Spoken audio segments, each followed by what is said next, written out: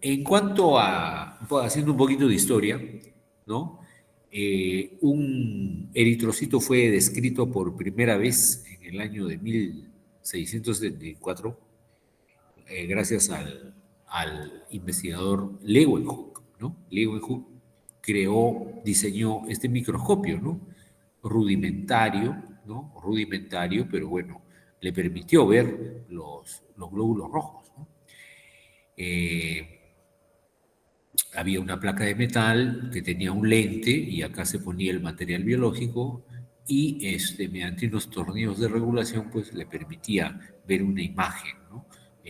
No será pues con la nitidez que tenemos hoy en día, pero bueno, le permitió ver por primera vez los glóbulos rojos, ¿no? ¿Ok? Son los elementos más abundantes de la sangre, ¿no? En cuanto a su morfología, los glóbulos rojos tienen una forma de disco bicóncavo, ¿no? Es decir, la parte periférica es un poco más gruesa, la parte central no es hueca, no es hueca, es un poco más delgada, ¿no? Es un poco más delgada. Entonces, es de disco bicóncavo, ¿no? Teniendo como dimensiones, ¿no? 7 micras de diámetro y 2,5 micras de espesor, y una micra la parte central, en la parte central, ¿no? Ya se ha demostrado que esta forma del glóbulo rojo es ideal para que realice su función, que es la de intercambio gaseoso. Se ha visto de que si el glóbulo rojo cambiara su forma, y eso ocurre cuando cuando hay algunas enfermedades de la sangre, por ejemplo la esferocitosis, la anemia falciforme, etcétera, cuando esto involucra un cambio de forma del eritrocito, se ha visto de que ya no puede el eritrocito transportar con eficiencia el oxígeno, ya no puede, ¿no? Llega a transportar oxígeno, pero en menor proporción. Pero con la forma que tiene de disco bicóncavo, ahí sí puede transportar la sangre, el oxígeno en la sangre de la mejor manera, de la mejor manera, ¿ya? ¿Ok? Bueno, cuando un médico sospecha que hay alguna enfermedad sanguínea o enfermedad de la sangre o enfermedad en general, ¿no? Siempre pide a un paciente hacerse un hemograma, ¿no? Hacerse un hemograma. Entonces, cuando un paciente se hace un hemograma, pues en este van a aparecer una serie de valores, ¿no? Una serie de valores que son muy útiles, ¿no? Por ejemplo, tenemos acá el reporte de leucocitos, ¿no? Sale cuántos leucocitos hay por milímetro cúbico, ¿no? Y en base a este recuento total se puede calcular su porcentaje, ¿no? Porcentaje de segmentados, de eosinófilos, basófilos, monocitos, linfocitos, ¿no? Con respecto a los eritrocitos, también ahí sale la cantidad de eritrocitos que hay, ¿no? En la sangre, la cantidad de hemoglobina, el hematocrito, ¿no? Y salen las constantes corpusculares, ¿no? Que vienen a ser básicamente el volumen corpuscular medio y la hemoglobina corpuscular media y la concentración de hemoglobina corpuscular media, ¿no? También tenemos la amplitud de los datos en cuanto a los valores de- del tamaño de los glóbulos rojos, tanto en su deviación estándar como en su coeficiente de variación. Y también tenemos a las plaquetas, ¿no? También las plaquetas salen una cuantificación de su tamaño, volumen plaquetario medio, ¿no? Etcétera, ¿no? Pero ahora nos vamos a concentrar en los glóbulos rojos, ¿no? En los glóbulos rojos. ¿Ves? Entonces, en cuanto al tamaño, ¿no? Vean ustedes cómo, con respecto a los glóbulos blancos, ¿no? A lo que son polimorfonucleares, Los glóbulos rojos tienen un tamaño promedio menor, ¿no? Y las plaquetas tienen un tamaño todavía menor que el de los glóbulos rojos. ¿De acuerdo? Acá tenemos la curva la curva de Gauss que permite determinar los valores normales, ¿no? Del tamaño, en este caso, del tamaño de los glóbulos rojos, ¿no? Ahí está. Se ha movido un poco esto. Lo dejamos en su sitio. Ahí está. Ya está. Muy bien. Entonces, cómo se logra hacer este recuento, ¿no? Antiguamente el recuento que se hacía de glóbulos rojos era un recuento manual, era un recuento manual. Había que coger, por ejemplo, una gota de sangre, ¿no? Y trabajarla, ¿no? En una solución, que es la solución de Hayen, ¿no? La solución de Hayen, que va a destruir a los leucocitos y va a permitir ver a los glóbulos rojos, ¿de acuerdo? A los glóbulos rojos, ¿no? Entonces, o la solución de Turk, ¿no? Que destruía, ¿no? El ácido acético, ¿no? Destruye para poder ver, ¿no? A los glóbulos rojos.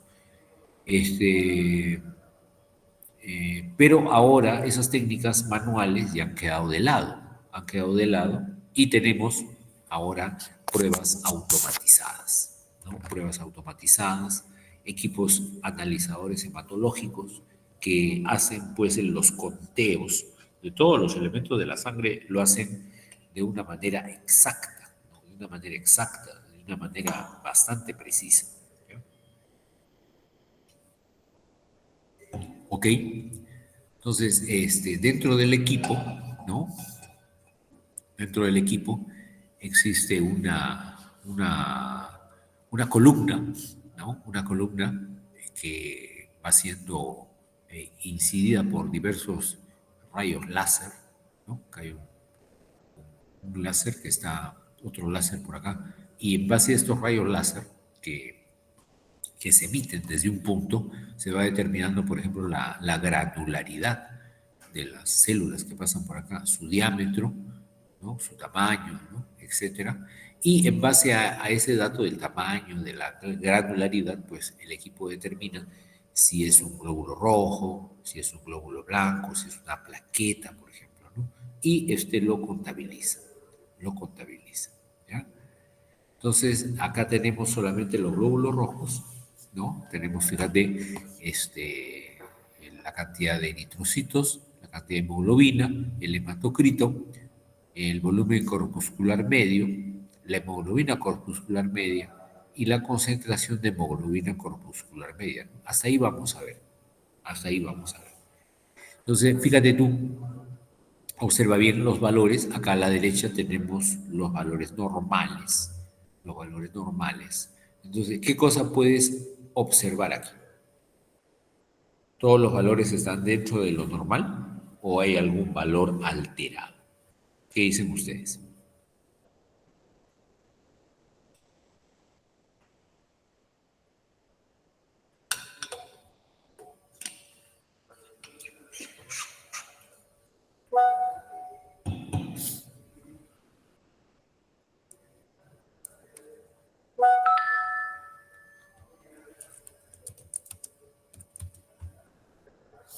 A ver,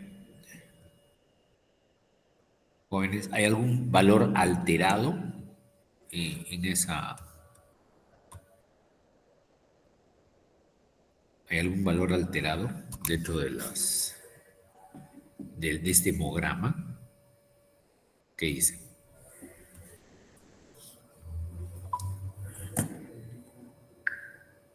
¿Me escuchan, jóvenes? Se han desconectado, creo, ¿no? Hola, Sí, se escucha. ¿me escuchan?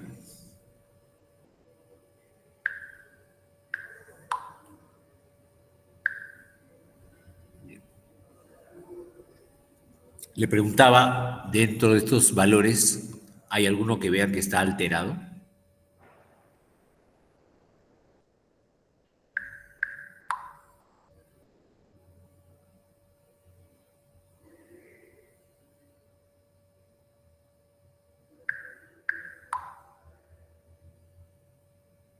El CHCM está un poco bajo.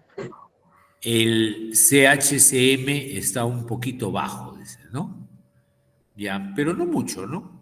No mucho, porque es de 33 a 36.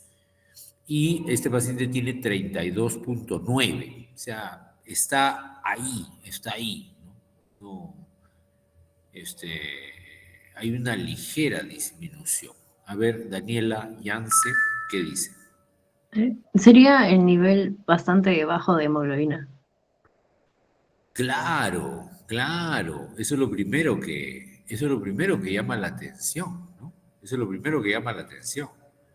El nivel tan bajo de hemoglobina que tiene este paciente, ¿no? Fíjate tú, ¿cuánto tiene de hemoglobina, Daniela?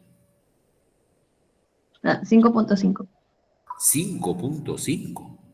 Y ¿eso cómo se llamaría? Anemia crónica. Anemia, claro, es una anemia evidente, ¿no? Porque el valor normal es de 12,3 a 15,3, lo que figura acá, ¿no? En este resultado.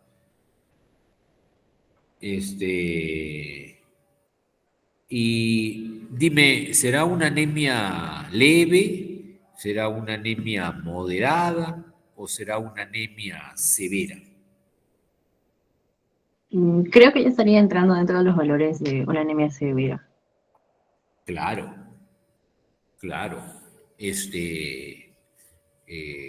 Menos de 7 ya se considera una anemia severa. Entonces, este paciente con ese valor ya debe tener una sintomatología bastante florida, ¿no? Bastante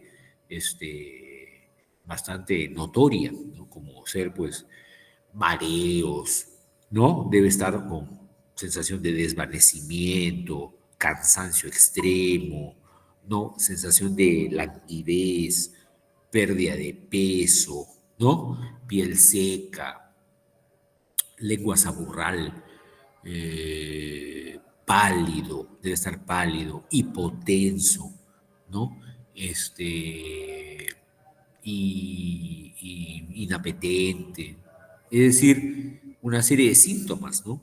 Habría que ver también cuánto tiempo de anemia tiene, ¿no? Porque de repente ya tiene tiempo con esta anemia.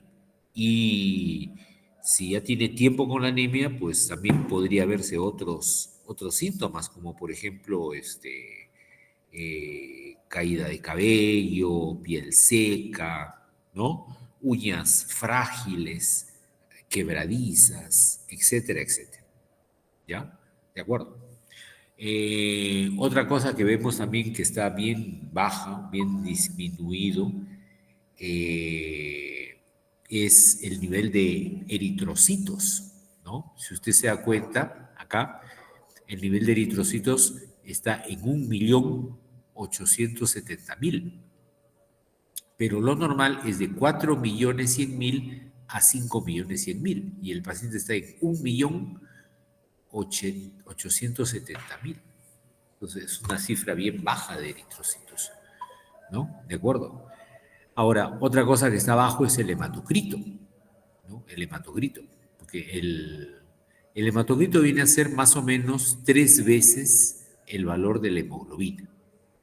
3 veces el valor de la hemoglobina. O sea, si yo tengo más o menos, acá de hemoglobina tengo 5,5 por tres, más o menos daría 16, ¿no? Que es el valor del hematocrito. ¿Ya? Es el valor del hematocrito. ¿Ya? Ok. En cuanto a los demás parámetros, no hay mayor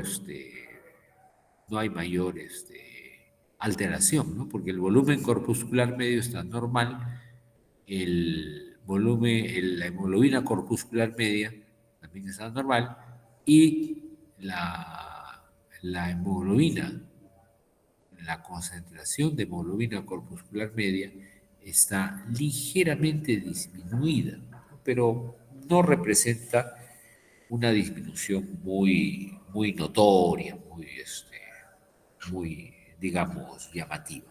¿Ya? ¿De acuerdo? Ok.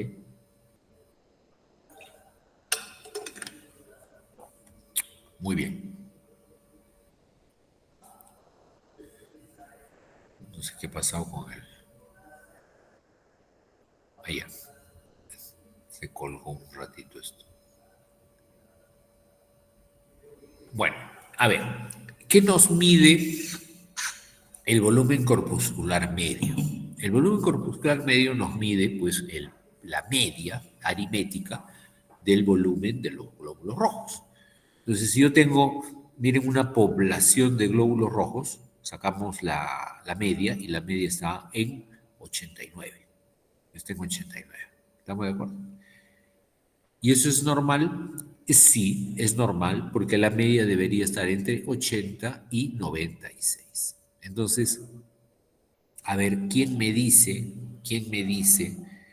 este paciente qué tipo de anemia tendrá? Porque ya hemos dicho que es una anemia, ¿no? Por el nivel bajo de hemoglobina que tiene.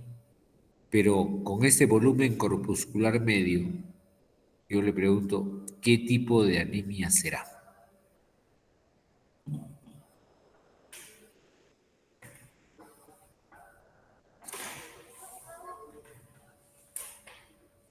A ver, ¿alguien se anima? Megaloblástica. Anemia megaloblástica, dice su compañera, ¿no? Anemia megaloblástica. ¿Están de acuerdo, jóvenes, los demás? ¿O no?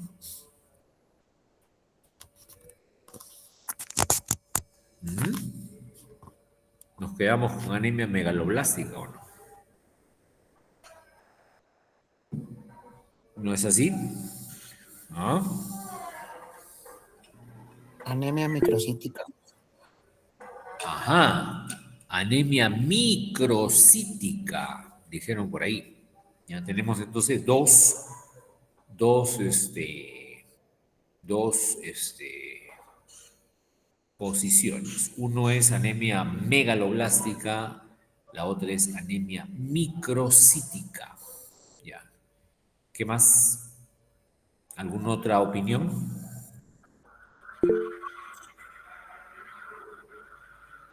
¿Alguna otra opinión?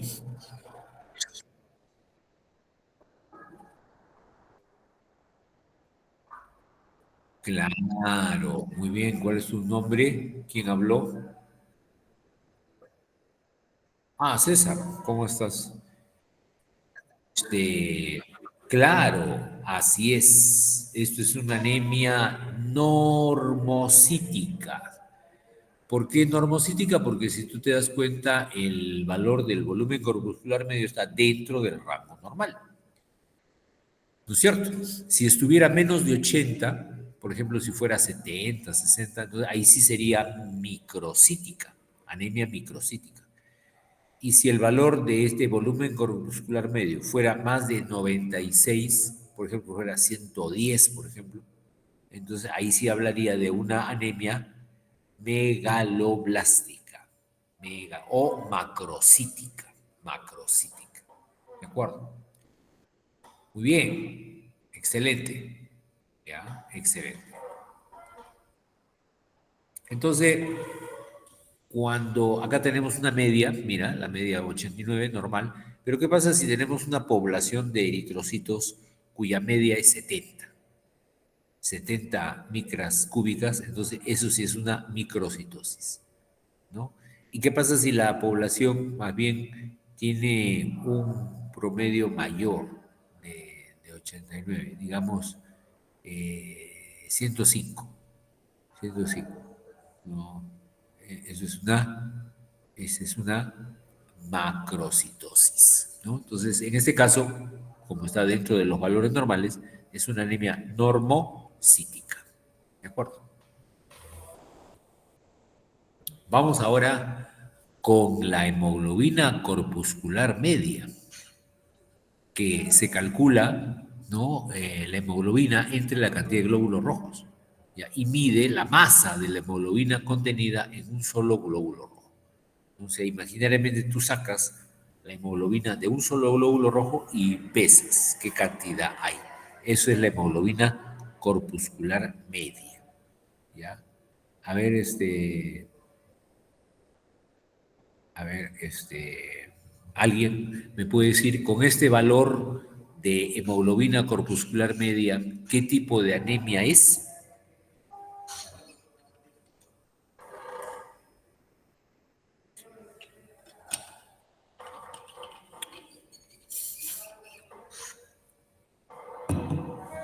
A ver, les ayudo.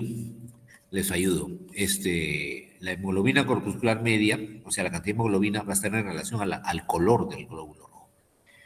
Entre más hemoglobina haya, el color es más intenso. Entonces, ahí se llamaría anemia hipercrómica. Si tiene valor normal, sería anemia normocrómica. Y cuando tiene un valor más bajo de hemoglobina corpuscular media, sería una anemia hipocrómica. Hipocrómica. ¿Ya? En este caso, ¿qué tipo de anemia sería?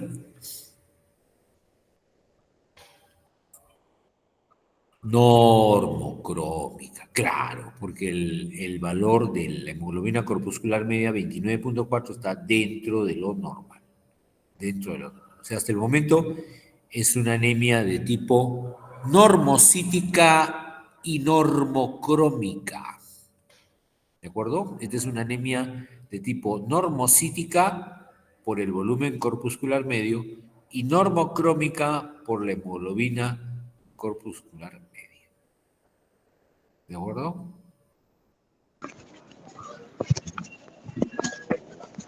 ¿Alguna pregunta?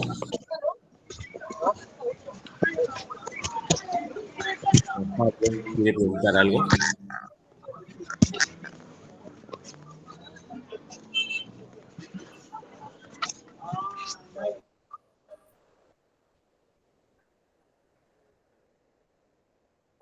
Pensé que había alguien que quería preguntar algo.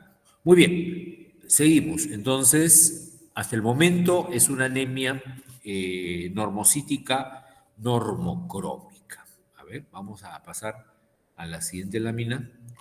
Y ahora mira la concentración de hemoglobina corpuscular media. En este caso, ¿qué cosa me representa? Es la concentración de la hemoglobina en un volumen determinado de glóbulos rojos. O sea, por ejemplo, puede ser la cantidad de hemoglobina que hay en 100 gramos, ¿no? Por ejemplo, de glóbulos rojos, ¿no? Es un porcentaje, digamos. Siempre va a ser más o menos debe ser más o menos la tercera parte. La masa de glóbulos de hemoglobina debe ser más o menos la tercera parte de la masa de glóbulos rojos, ¿no? Y de hecho, ¿no? Mira acá la concentración de hemoglobina corpuscular media normal de 33 a 36%. O sea, si consideramos que este es el valor normal, fíjate, el paciente tiene 32,9. Entonces, ¿cómo lo catalogamos? ¿Será una anemia de qué tipo?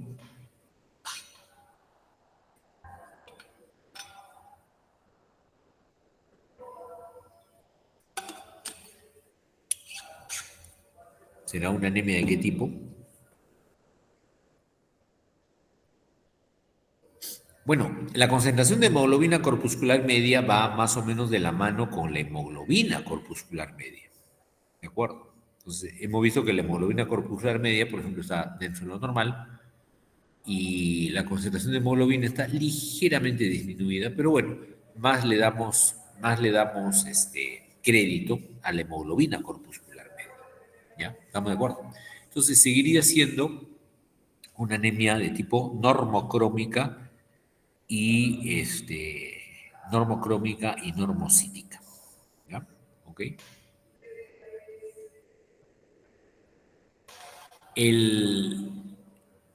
Acá tenemos otro marcador que es el ancho de distribución de glóbulos rojos, el RDW, es el ancho de distribución. ¿Qué significa eso? Que si aumenta este porcentaje por encima de los valores normales, por ejemplo acá dice de 37 a 54%, si aumenta ese porcentaje, quiere decir que los eritrocitos se están dispersando. Mira, en cuanto a su a su posición central, los glóbulos rojos están presentando valores más dispersos. Y eso se conoce con el nombre de anisocitosis, ¿no? Porque se supone que todos los glóbulos rojos tienen que ser más o menos del mismo tamaño, ¿no? Más o menos del mismo tamaño. Pero si por ahí hay un glóbulo rojo más grande, otro más chico, entonces al sacar los límites entre el glóbulo rojo más grande y el más chico, ese es el ancho de banda, ¿no? El ancho de distribución del glóbulo rojo, ¿de acuerdo? Y ese es RDW, que es de 37 a 54%, ¿de acuerdo? El paciente tiene 43. Entonces, está bien, ¿no? Está bien. Ya. ¿Ok?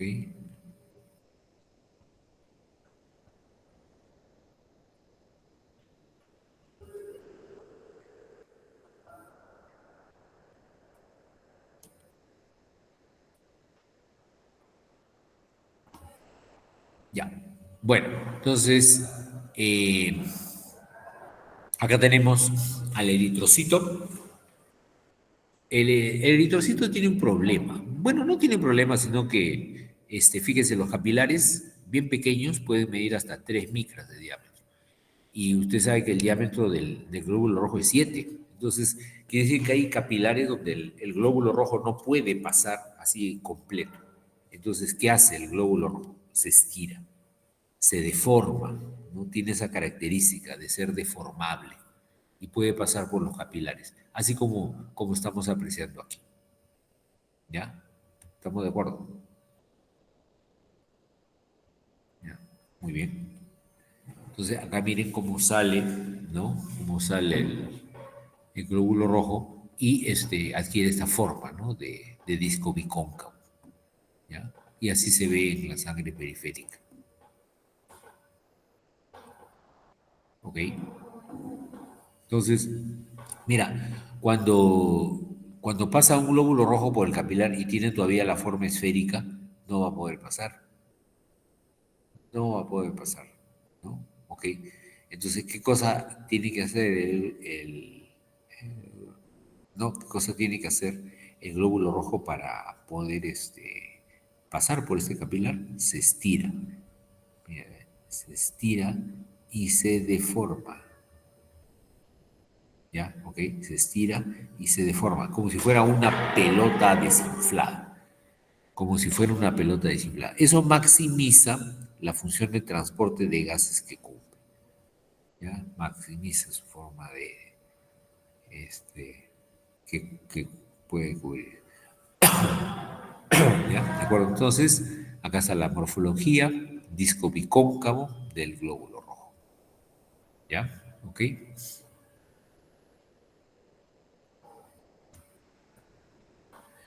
Ya. ¿Qué pasa si yo someto a los glóbulos rojos a diferentes concentraciones de la solución en la cual se encuentran circulando? Por ejemplo, ¿qué pasa cuando el plasma tiene una solución hipotónica? ¿No? Perdón, isotónica primero. Ya, primero vamos a empezar con la isotónica. ¿Qué significa que un vaso sanguíneo, que un glóbulo rojo se someta a una solución isotónica? ¿Qué va a pasar acá?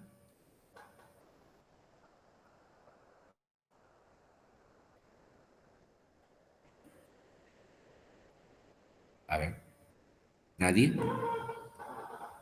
¿Qué pasa si un glóbulo rojo se somete a una solución isotónica? ¿Qué pasará? Iso significa igual, o sea, igual concentración que dentro del glóbulo rojo. ¿Qué pasará?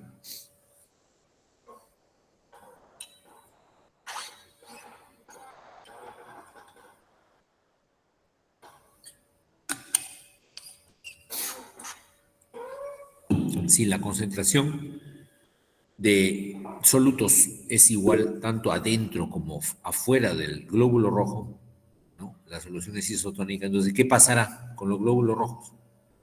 No pasa nada. Bueno, doctor, en ese caso se mantiene su forma normal porque la concentración de solutos es igual afuera y adentro de la célula en este caso. Claro, claro, muy bien. Así es efectivamente, ¿no? O sea, no hay flujo de agua en ningún sentido, ni hacia adentro ni hacia afuera del glóbulo rojo. Entonces mantiene su forma y mantiene su concentración interna, ¿ya? ¿Ok? Pero, qué pasaría, jóvenes, si al glóbulo rojo lo ponemos en una solución hipertónica? Mira, hipertónica. ¿Qué ocurre? A ver.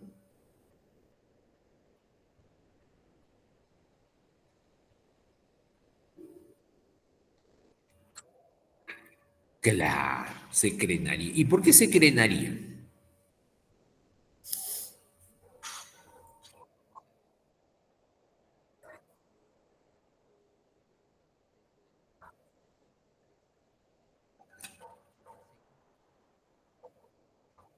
Claro, claro, muy bien. Como la solución es hipertónica, entonces tiene más concentración, entonces el agua siempre va de donde hay menos a mayor concentración, por ósmosis, ¿no? Por ósmosis. Entonces, al perder agua, el glóbulo rojo entonces se vuelve como una pasa, ¿no? Como una pasa, se arruga. Muy bien, así es. Ok. ¿Y qué pasaría? A ver quién me dice. ¿Qué pasaría si al glóbulo rojo lo pongo en una solución hipotónica? Hipotónica. ¿Qué pasaría?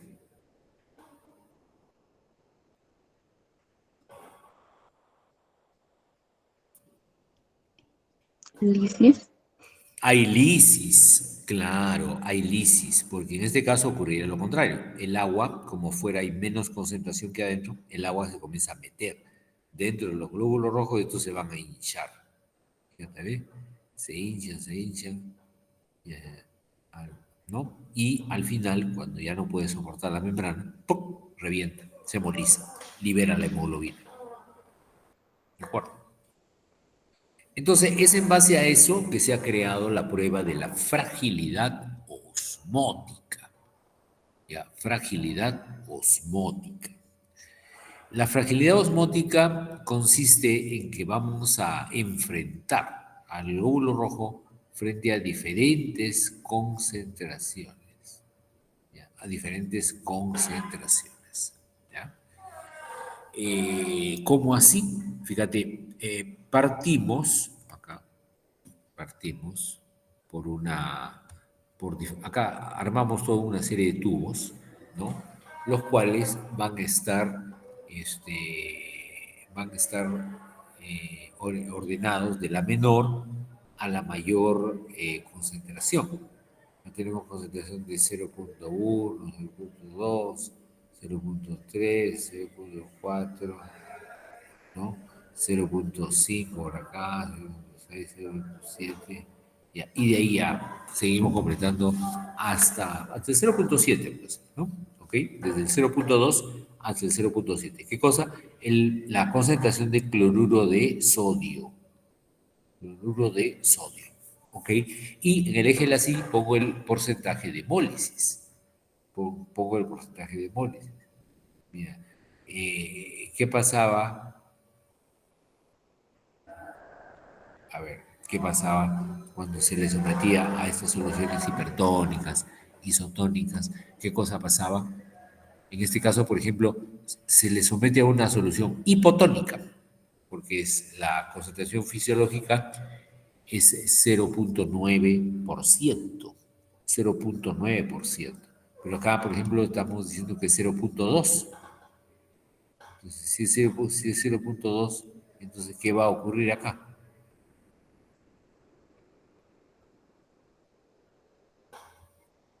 A ver, nada.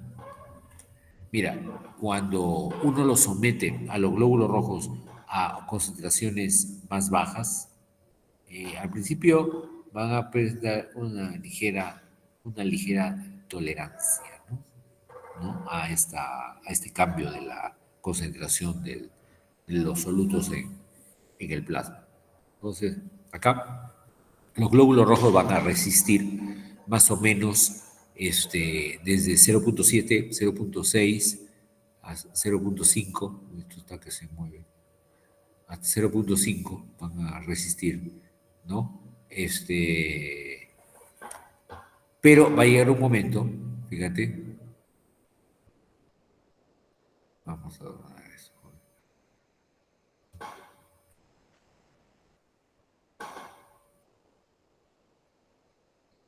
A ver, miren, acá, por ejemplo, este está 0.7, 0.6, 0.5 y en 0.4 hay algo, ¿no? ¿Ven ustedes o no? O no se ve nada, ¿no?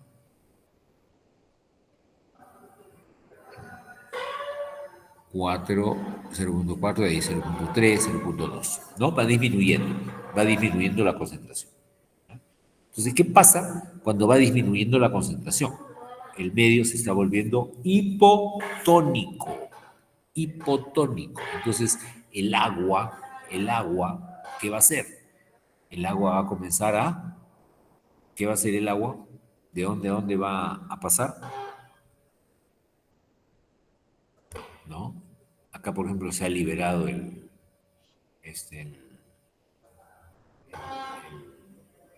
se ha liberado acá la hemoglobina.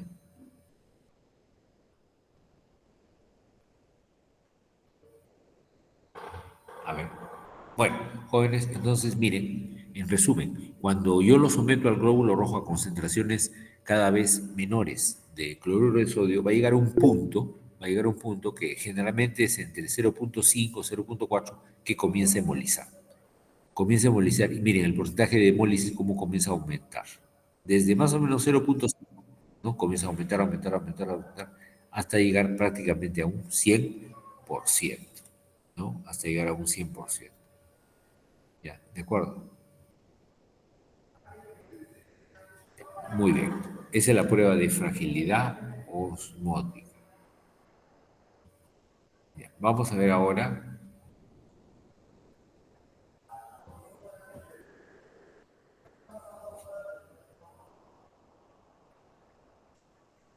A ver.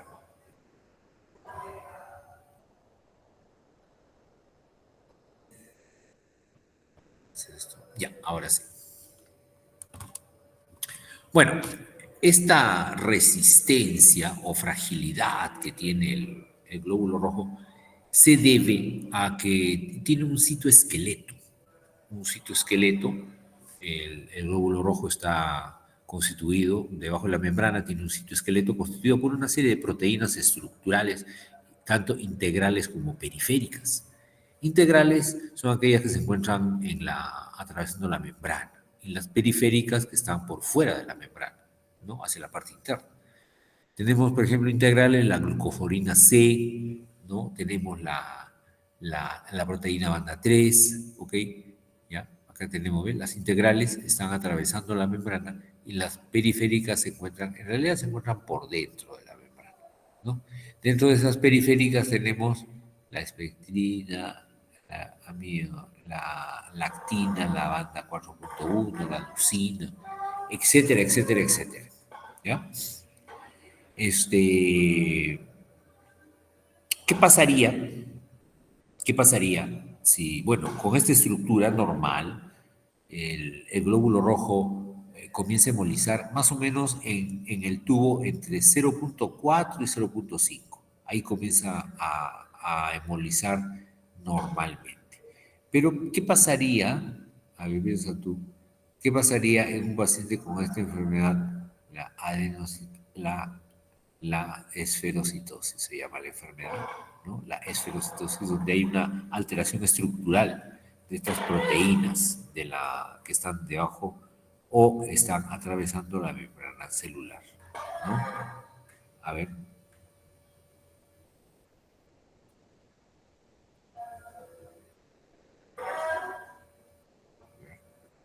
¿qué pasaría, por ejemplo, jóvenes, si yo le quito al glóbulo rojo alguna de estas proteínas que se encuentra dándole estructura, dándole sostén, dándole fortaleza a la membrana? ¿Qué pasaría?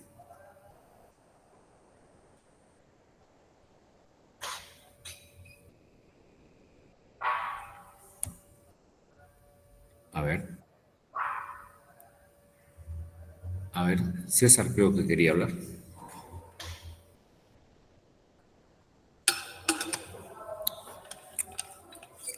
La membrana se escucha un poco con mucho ruido.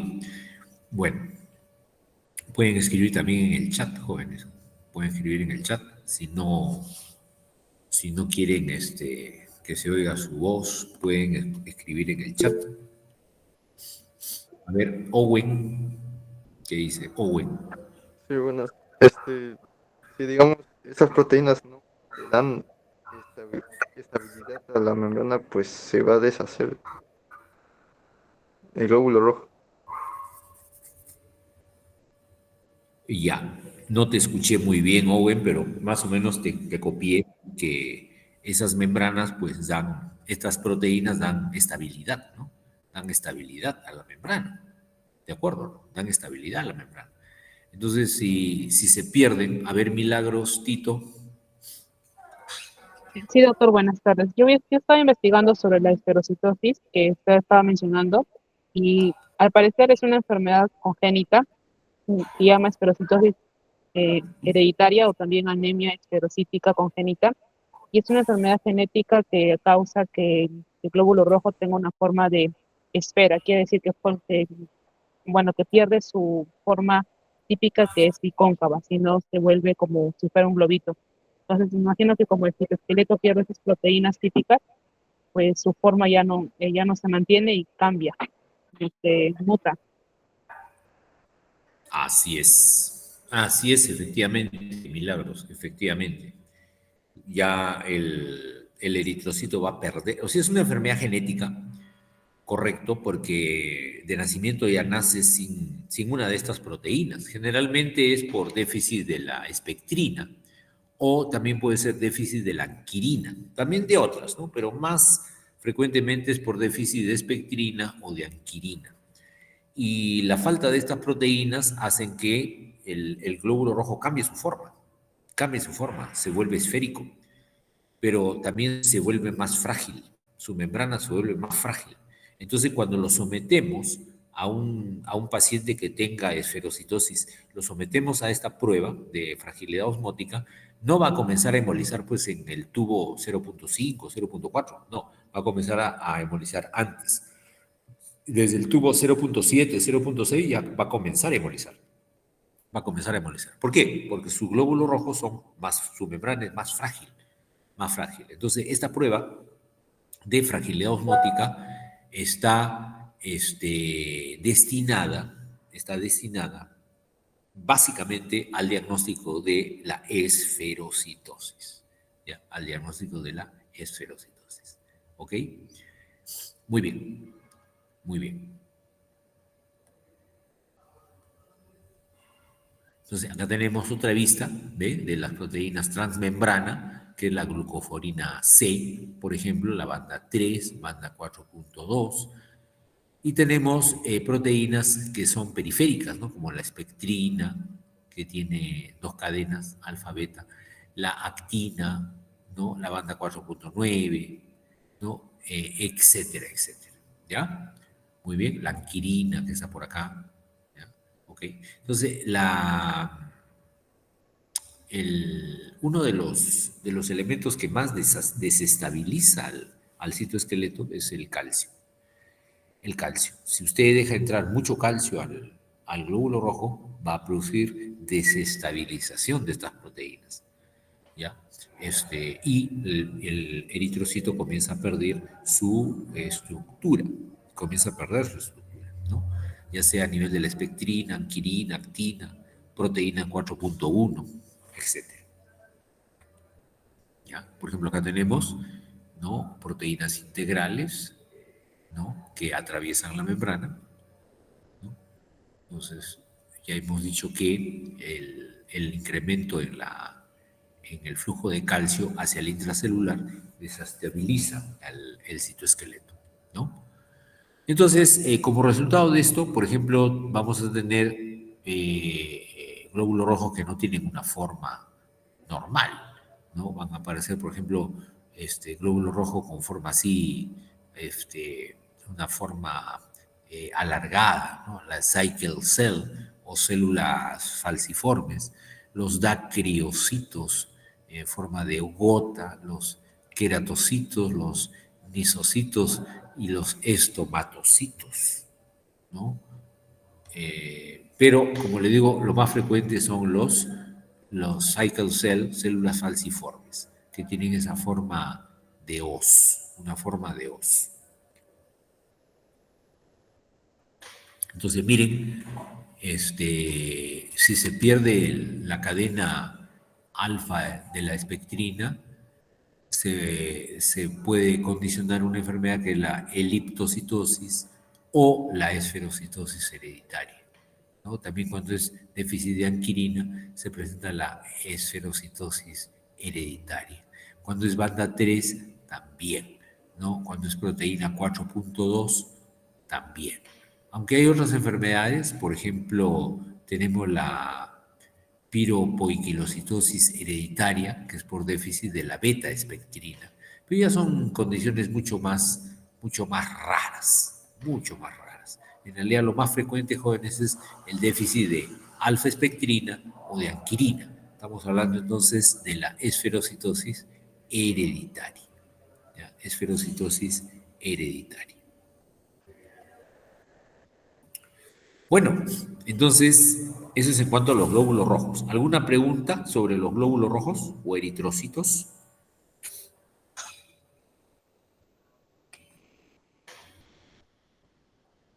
Todo claro, doctor. Gracias. Vamos a pasar entonces ahora a estudiar la hemoglobina. ¿Ya? La hemoglobina. ¿Qué cosa hace la hemoglobina? Básicamente, la función de la hemoglobina, ya hemos dicho que la hemoglobina es el componente más importante del glóbulo rojo y más o menos ocupa la tercera parte del volumen del glóbulo rojo. Por eso que ustedes, cuando sacan la concentración de hemoglobina, por ejemplo, el paciente que mostramos en el hemograma, ¿se acuerdan? El hemograma que mostramos tenía 5, ahí está, ¿ven? Tenía 5 gramos de hemoglobina, 5.5. Y como la hemoglobina ocupa la tercera parte del glóbulo rojo, entonces nosotros multiplicamos. Multiplicamos 5.5 por 3. ¿Cuánto sale? Si multiplicamos, jóvenes, si multiplicamos 5.5 por 3, ¿cuánto sale? Ayúdame con eso. 16.5, doctor. 15.5, dices. No, 16.5. Ay, 16.5. Y si te das cuenta, es prácticamente su valor de hematocrito, ¿no? Este paciente tiene el hematocrito 16.7. Entonces, en forma práctica, jóvenes, en forma práctica, cuando ustedes les den el valor de la hemoglobina, pueden sacar el valor aproximado de hematocrito, o al revés. Si a ustedes le dan el valor del hematocrito, lo dividen entre 3 y van a obtener aproximadamente el valor de la hemoglobina. ¿Ya? Siempre se debe cumplir esa proporción. Ya sabemos por qué. Porque la hemoglobina ocupa la tercera parte del glóbulo rojo y eso se refleja en la concentración de hemoglobina corpuscular media. Por eso que la concentración de hemoglobina corpuscular media es 33 a 36, que es más o menos 33 a 36 sería más o menos en porcentaje, sería la tercera parte, ¿no? La tercera parte de un 100% sería la tercera parte. ¿Ya? ¿De acuerdo? Bueno, entonces la hemoglobina es el componente más importante del glóbulo rojo y cumple una función muy importante, que es transportar el oxígeno. Transporta el oxígeno desde los alvéolos pulmonares hacia las células y de retorno hacia los pulmones regresa ¿a quién? Al CO2. Al CO2. Pero más que todo va a transportar al oxígeno. Más que todo transporta el oxígeno, ¿no? Si nosotros revisamos, de todo el oxígeno que se transporta en la sangre, el 97% se une a la hemoglobina y solamente un 3% viaja de manera disuelta en el plasma. ¿Ya? ¿Ok? Bueno, la hemoglobina es una proteína que tiene estructura cuaternaria. Cuaternaria. Ya ustedes en bioquímica han visto qué cosa es estructura primaria, secundaria, ¿no? La estructura primaria es la secuencia de aminoácidos, ¿no? La estructura secundaria es la distribución en alfa hélice, ¿no?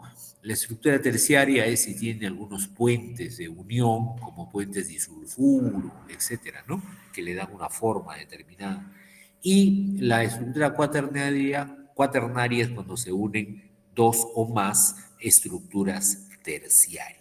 En este caso, la estructura cuaternaria de la hemoglobina es porque tiene 4 subunidades. 4 subunidades. 2 alfas, alfa 1, alfa 2 y 2 betas, beta 1, beta 2. ¿De acuerdo? ¿Ya? ¿Ok? Eso siempre y cuando sea la hemoglobina que más tenemos en la sangre, la más abundante, que es la hemoglobina A. La hemoglobina A. También tenemos una hemoglobina A2, también. Pero se encuentra en un porcentaje muy pequeño. El 98%, no tanto, un 95% de toda la hemoglobina es A. Un 3% a 4% es hemoglobina A2 y un 1 a 2% es hemoglobina F. Hemoglobina F que es la hemoglobina que predomina en la etapa fetal. Predomina en la etapa fetal. Pero en el adulto ya se supone que no debería haber, ¿no? Pero sí, todavía existe un 1 a 2% de hemoglobina fetal, ¿ya? La diferencia son las subunidades. En este caso, la hemoglobina A, la típica, tiene 2 cadenas alfa y 2 cadenas beta. Entonces, acá, fíjate tú, cada globina, cada subunidad de la hemoglobina tiene en su estructura un núcleo N, ¿ya? Este núcleo N está constituido por un anillo tetrapirrólico y un átomo de hierro. O sea, por cada subunidad de la hemoglobina hay un núcleo N. Y ese núcleo N tiene la capacidad de unirse a una molécula de oxígeno. Pero para ello, el hierro tiene que estar en su estadio más 2, ¿no? En su estadio ferroso. No puede estar en su estadio más 3, que es el estadio férrico, porque ahí no puede unirse con el oxígeno, ¿ya? Tiene que estar en su estadio de hierro más 2, ¿ya? ¿Ok? Entonces, ustedes recuerdan en bioquímica, ¿no? Que teníamos el concepto de lo que era algo hidrofílico y lo que era algo hidrofóbico, ¿no? Yo digo que una sustancia es hidrofóbica cuando repele, ¿no? Repele al agua. ¿Y por qué repele al agua? Porque, por ejemplo, no tiene carga, es neutra, ¿no? En cambio, una solución hidrofílica es aquella que tiene una carga con la cual se puede tener afinidad por el agua, ¿no? En este caso, son cargas negativas por fuera, ¿no? Las micelas, por ejemplo, tienen esta carga negativa por fuera. Y más o menos eso es lo mismo que presenta cada unidad de la hemoglobina, ¿no? Cada unidad de la hemoglobina tiene cargas negativas por fuera. ¿Ya? ¿Y eso qué tiene? Bueno, le da solubilidad a la hemoglobina, le da solubilidad. ¿Ya? Y el oxígeno se va a unir con mayor velocidad, ¿no? Se va a poder unir de la mejor manera a la hemoglobina, ¿ya? ¿Ok? Hay que señalar entonces con cuántas moléculas de oxígeno se puede unir la hemoglobina. Si tenemos que una molécula de oxígeno se puede unir con cada núcleo M, ¿con cuántas moléculas de oxígeno se puede unir la hemoglobina?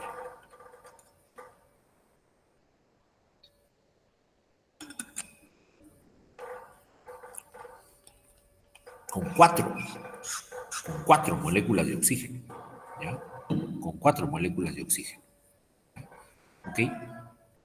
Y tiene la hemoglobina tiene la propiedad también de ser una proteína alostérica. Una proteína alostérica, jóvenes. ¿Ya? ¿Ustedes ya han llevado, por casualidad, ya han llevado bioquímica? No, doctor, todavía. ¿No? Ah, ya. Bueno. Entonces, ¿saben lo que es una proteína alostérica? No creo todavía, ¿no? Una proteína alostérica es aquella que tiene una afinidad variable para un determinado ligando. Por ejemplo, en este caso, si se va a unir con 4 moléculas de oxígeno, la primera molécula de oxígeno se va a unir de una manera un poco más difícil, más lento. Si se viene la segunda molécula de oxígeno, ya se une un poco más fácilmente. Si viene la tercera molécula de oxígeno, ya más rápido, más rápido. Y si viene la cuarta, uff, brum, al toque. Entonces, entre mayor sea el número de moléculas al cual se está uniendo la hemoglobina, entonces la unión cada vez va a ser más fácil, más rápida. La dificultad es con la primera molécula, sí, es un poco más difícil la unión. Pero luego se va facilitando conforme se van uniendo cada vez más moléculas de oxígeno. Eso es ser una proteína alostérica. Alostérica. ¿De acuerdo? Bueno, acá tenemos, miren ustedes, el núcleo tetrapirrólico, ¿de acuerdo? Ahí está, el núcleo tetrapirrólico y que se une a la cadena de globina. Y fíjense ustedes que acá, ¿no? Acá tenemos en el centro el hierro, ¿no? El hierro que tiene que estar en un estadio de +2 para poderse unir con el oxígeno, ¿ya? Hay otros elementos que pueden reemplazar al oxígeno porque tienen mayor afinidad que él. Por ejemplo, tenemos el caso del CO2, ¿no? El CO2 y el monóxido de carbono, por ejemplo. El monóxido de carbono, sí, tiene mayor afinidad que el oxígeno por unirse a la hemoglobina. Por eso que una persona puede intoxicarse y morir intoxicado por monóxido de carbono. ¿De acuerdo? ¿Ya? ¿Ok? ¿Cuántas veces ha ocurrido, no? Que, por ejemplo, un taxista, se queda dormido en su carro con el motor prendido, por ejemplo, ¿no? Dice, voy a descansar un ratito, ¿no? Está cansado el taxista en la noche, voy a descansar un rato, dice, ¿no? 10 minutos de descanso y de ahí sigo trabajando, ¿no? Entonces se va a un sitio descampado y se echa a dormir con las ventanas bien cerradas. Cierra bien para que no le entre el frío, ¿no? Cierra bien las ventanas del carro y se echa a dormir. Pero se olvidó de apagar el carro.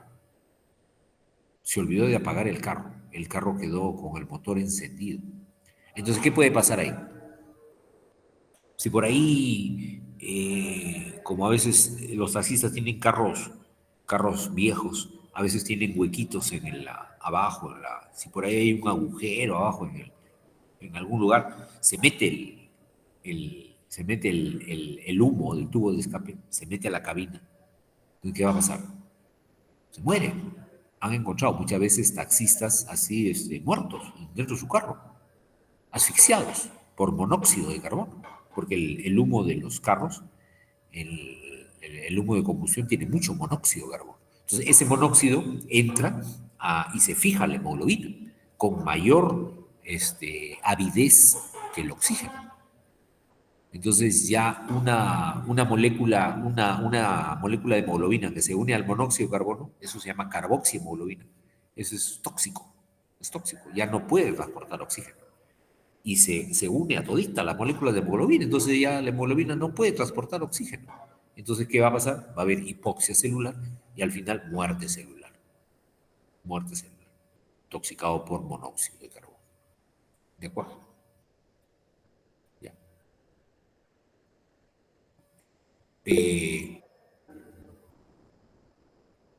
¿Hay preguntas? A ver. Sí, Daniela. Sí, doctor, una pregunta. ¿Qué se debe a la gran afinidad del monóxido de carbono hacia la hemoglobina? Eso es una cuestión ya química. Es una cuestión química. No es digamos, que se deba a algo intrínseco de la hemoglobina misma o algo de la sangre, ¿no? Ya es una cuestión química, que cuando se une a la histidina, porque la unión de la hemoglobina es a través de moléculas de histidina, ¿no? Que se unen con el oxígeno. Ya la capacidad de unión que tiene con la histidina es así, es una característica química de ese gas, ¿no? Es una característica química. Así, el CO2 también tiene la propiedad de unirse con mayor afinidad el oxígeno, ¿no? Netamente, ¿no? Porque hay otra cosa que es también el coeficiente de difusión. Aparte que el monóxido de carbono tiene mayor afinidad por la hemoglobina, también tiene mayor coeficiente de difusión. O sea que también atraviesa la membrana alveolo capilar, ¿no? La membrana alveolo capilar la atraviesa más rápido. La atraviesa más rápido que el oxígeno. Entonces, ¡fum!, lo atraviesa más rápido y llega a la hemoglobina más rápido. O sea, no solamente es mayor afinidad, sino también mayor coeficiente de difusión. Y eso es una característica química. Es como decir su peso atómico, ¿no? Su masa, ¿no? Cada quien, es como decir el agua y el aceite. ¿Quién tiene más viscosidad? El aceite tiene más viscosidad que el agua, ¿no? Igual, entre el oxígeno y el monóxido, ¿quién tiene más afinidad por el oxígeno? El monóxido. Es una característica química. ¿De acuerdo? ¿De acuerdo? ¿Ya? ¿Ok?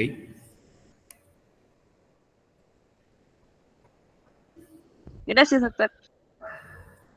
Bien. Ustedes ya se han emocionado, creo, porque ya salió esta diapositiva, ¿no? Ya se alegraron, creo, ¿no? ¿O no, delegado?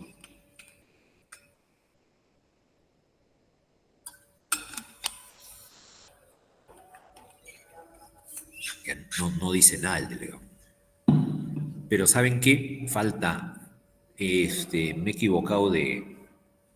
No es que me haya equivocado de presentación, pero hay otra presentación adicional que les tengo que hacer.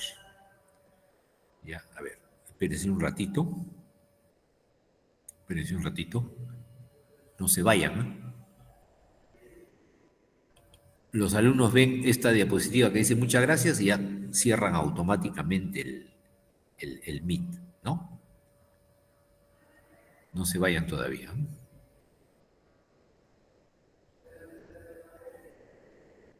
Espérense un momentito, por favor, jóvenes, ¿ya?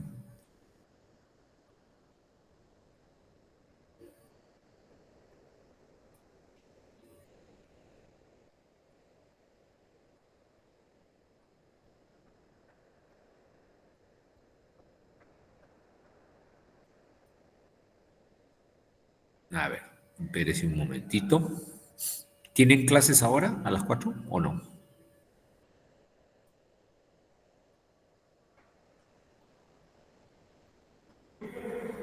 Uy, no me contestan nada ustedes, ¿eh? Delegado, ¿tienen clase?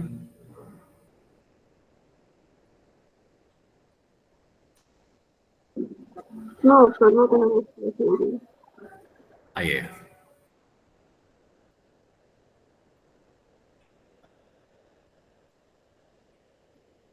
A ver.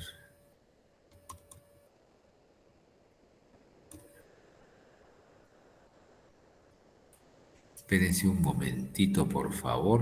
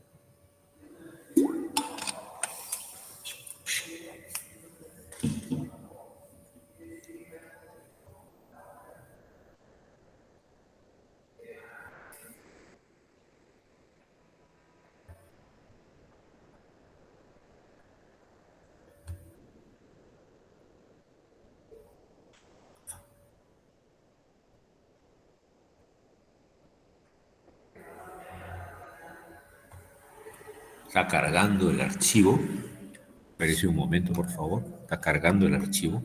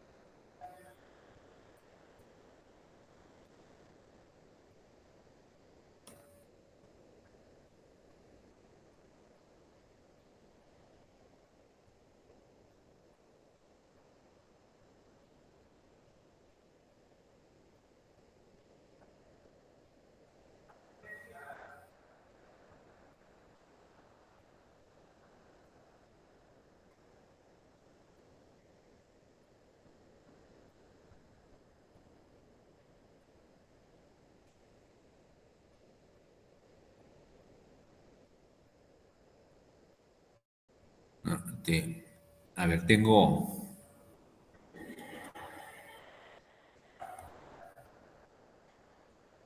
problemas para abrir el archivo, joven.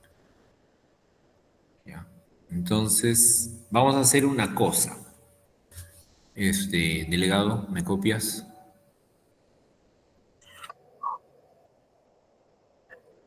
Ya, ya. Ya, bueno, te quería mostrarles me falta un tema de la hemocateresis y un poco más profundizar con el tema de la hemoglobina, ¿no? Y hablar un poco de hemocateresis. Tengo problemas para el archivo, no me abre adecuadamente, así es de que lo vamos a quedar pendiente para la próxima clase, César, ¿ya? ¿Ok? Este, Claro, ya para la otra semana continuamos. Esperamos que ya la otra semana ya el tema del aula se haya solucionado, porque solamente fue un problema, me dijeron, del proyector, ¿no? El proyector que estaba fallando y que bueno, estaba bien, pero que de repente fallaba, entonces preferían que el técnico lo revise hoy día, ¿no? Para que no falle los siguientes días. Entonces, lamentablemente, pues, por este tema del proyector, no se pudo realizar la práctica, la teoría como de manera presencial, ¿no? Entonces, No se preocupen, ya para la próxima clase continuamos, ¿ya? Continuamos. Les voy a hablar un poco más de hemoglobina y de hemocateresis. Y de ahí hablamos de hemostasia, nos falta ver lo que es la parte de hemostasia, ¿ya? Antes de entrar a inmunidad, ¿de acuerdo? ¿Ya? ¿Listo, César? Entonces, quedamos para la próxima semana, para el martes, ¿ya?